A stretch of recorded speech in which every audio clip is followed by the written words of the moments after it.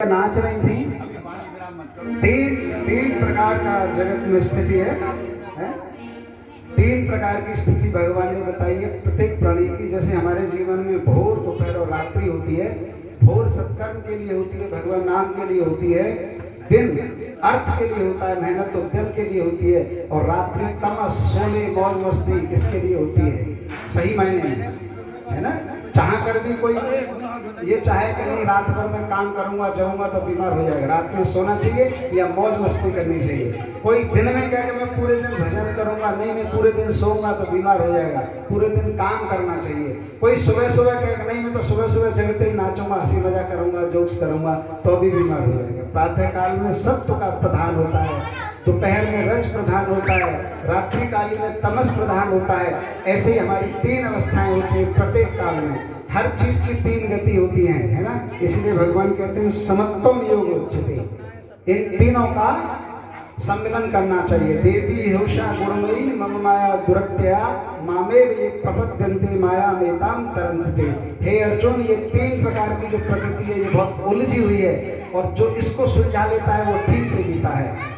मतलब नाचना भी तीन प्रकार का है। जैसे अभी आंटी नाच रही थी, भगवान के समक्ष नाचना सत्युग नाचना है, यथार्थवाद। बच्चों की शादी में, अपनी जीत में, अपने जश्न में, अपने घर के बनने में, अपनी किसी सफलता में नाचना वो रजस का नाचना है।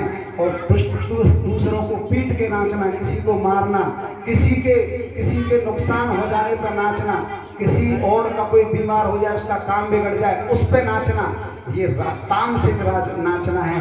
ऐसे ही हमको अपने रजस और तमस को कुचल कर सत्व का वर्धन करना चाहिए जीवन में हर एक स्थिति में, धन में, तन में और मन में। धन की तीन गतियां क्या है? एक गति धन की ये है कि अगर पैसा वाला है तो इस धन से इसको देख लूंगा, एक स्थिति तो ये है ना।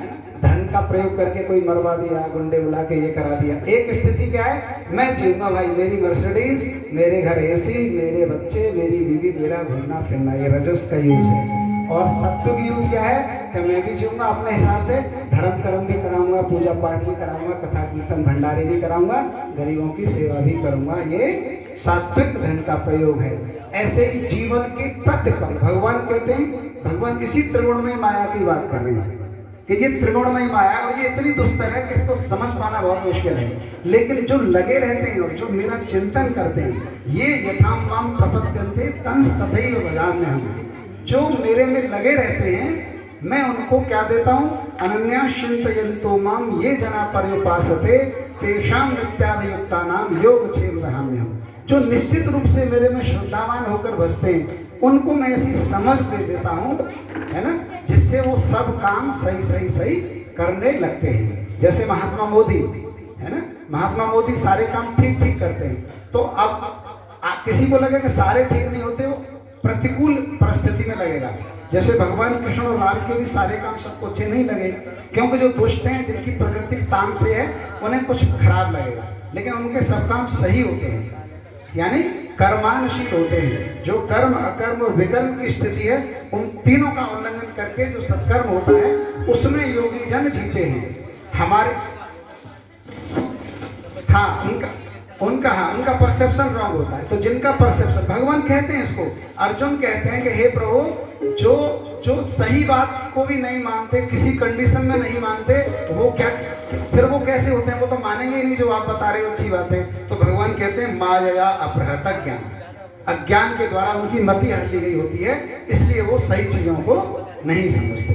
तो अच्छी स्थिति क्या है? भगवान कहते हैं अच्छी स्थिति है मन मना भव मद भक्तो मध्याजीवा नमस्करु मामे वैश्य सत्यम ते प्रति जाने प्रियोसिनी। हर कंडीशन में मेरा नाम लेते रहो, मेरा चिंतन करते रहो और अपने कर्म में लगे रहो, तो आपसे सत्कर्म ही होगा। अब तो ठीक है सर, बोलिए सच्चे दरबार।